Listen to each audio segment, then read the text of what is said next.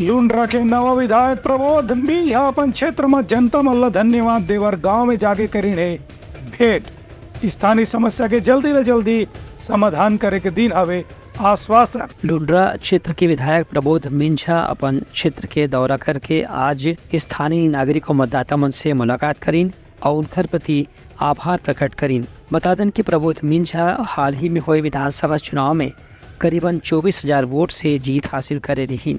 एक स्थिति आभार प्रकट करे पर आज प्रबोध मिंझा कुंवरपुर, अमगसी, नरकालो समेत तीर्थखार के गांव में जाके वहाँ के मतदाता मन से भेंट मुलाकात करीन और कहीं की मोदी के गारंटी के नाम में जौन भी वादा भाजपा सरकार डहार ले चुनाव के दौरान करेगी रही से वो हर वादा ला अवैध दिन में पूरा करे जाही। एक शुरुआत किसान मन ला बोनस दे से हो चुके हैं।